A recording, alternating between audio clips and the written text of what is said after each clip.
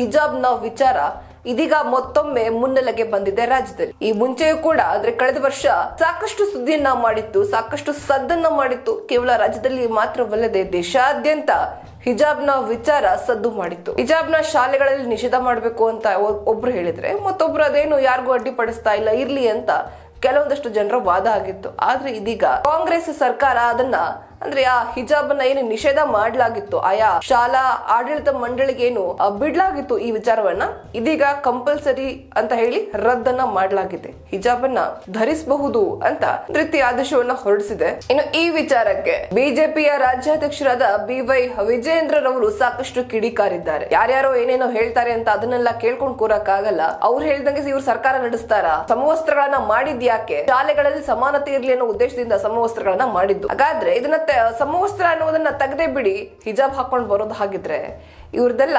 ಒಡೆದಾಳುವಂತಹ plan ಆಗಿದೆ ಅಂತ ಕಿಡಿಕಾರಿದ್ದಾರೆ. ಬನ್ನಿ ಹಾಗಾದ್ರೆ ವಿಜೇಂದ್ರ ಅವರು ಮತ್ತೆ ಯಾವೆಲ್ಲ ವಿಚಾರಗಳನ್ನ ಪ್ರಸ್ತಾಪಿಸಿದ್ದಾರೆ ನೋಡೋಣ. ಸಮವಸ್ತ್ರ ಇರುವುದು ವಿಷ ಬೀಜ ಬಿತ್ತುವುದಕ್ಕಲ್ಲ.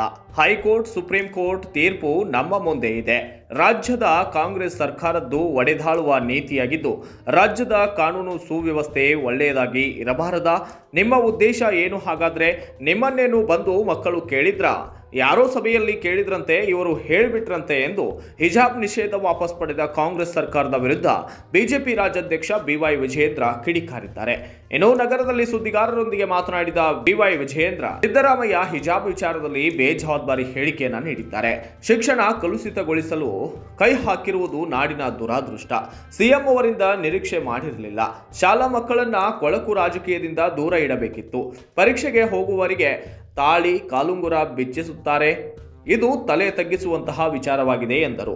ಸ್ವಾತಂತ್ರ್ಯ ಬಂದು ಇಷ್ಟು ವರ್ಷ ಆದರೂ ಅಲ್ಪಸಂಖ್ಯಾತರು ಶಿಕ್ಷಣದಿಂದ ವಂಚಿತರಾಗಿದ್ದಾರೆ. 50% ಹೆಚ್ಚು ಅವರು ಶಿಕ್ಷಣದಿಂದ ವಂಚಿತರಾಗಿದ್ದಾರೆ. ಇದಕ್ಕೆ ಕಾಂಗ್ರೆಸ್ ಕಾರಣ ಅಲ್ವಾ? ಅಲ್ಪಸಂಖ್ಯಾತರನ್ನ ಕೇವಲ ವೋಟ್ ಬ್ಯಾಂಕಿಗೆ ಬಳಸಿಕೊಳ್ಳಲಾಗಿದೆ ಎಂದು ಆರೋಪಿಸಿದರು. ದೇಶದ ಪ್ರಧಾನಿ ಮೋದಿಯವರು ತ್ರಿಬಲ್ ತಲಾಕ್ ಕಿತ್ತು ಹಾಕಿದ್ರು. ನೀವೇನು ಮಾಡಿದ್ರಿ? ಉದ್ದುದ್ದ ಭಾಷಣ ಮಾಡ್ತೀರಾ. ಅಲ್ಪಸಂಖ್ಯಾತರ ನಿರುದ್ಯೋಗ ಸಮಸ್ಯೆ ಕಾಡುತ್ತಿದೆ. ಇದಕ್ಕೆ ಕಾರಣ ಕಾಂಗ್ರೆಸ್ನವರು. 5 ವರ್ಷಗಳ ಕಾಲ ಪರಿಪೂರ್ಣ ಆಡಳಿತ ನೀಡಿದ್ದೀರಿ.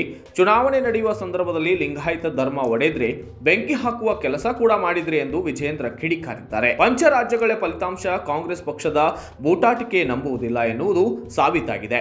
ರಾಜ್ಯದಲ್ಲಿ ಮುಂದೆ ಕಾಂಗ್ರೆಸ್ ಪಕ್ಷ ಸೋಲು ಕಾಣಲಿದೆ. ಹೀಗಾಗಿ ಧರ್ಮಗಳ ಮಧ್ಯೆ ವಿಷಬೀಜ ಬಿತ್ತಲು ಮುಂದಾಗಿದೆ. ಇದು ಖಂಡನೀಯ ಹಾಗೂ ದುರಾದೃಷ್ಟ. ಸರ್ಕಾರದ ಒಡೆದಾಳುವ ನೀತಿಯನ್ನ ಖಂಡಿಸುತ್ತೇನೆ. ರಾಜ್ಯದಲ್ಲಿ ಕಾನೂನು ಸುವ್ಯವಸ್ಥಿತ ಹದಗೆಟ್ಟಿದ್ದು ಶಾಲೆಗಳಿಗೆ ಹೋಗುವ ಮಕ್ಕಳಲ್ಲಿ ಶೌಚಾಲಯ ಕ್ಲೀನ್ ಮಾಡಿಸಿದ್ದಾರೆ. ರಾಜ್ಯದಲ್ಲಿ ಸರ್ಕಾರ ಬದುಕಿದೆಯಾ ಎಂದು ಪ್ರಶ್ನಿಸುವ ಮೂಲಕ ಕಾಂಗ್ರೆಸ್ ಸರ್ಕಾರದ ವಿರುದ್ಧ ಬಿಜೆಪಿ ರಾಜ್ಯಾಧ್ಯಕ್ಷ ಗರಂ ಆಗಿದ್ದಾರೆ.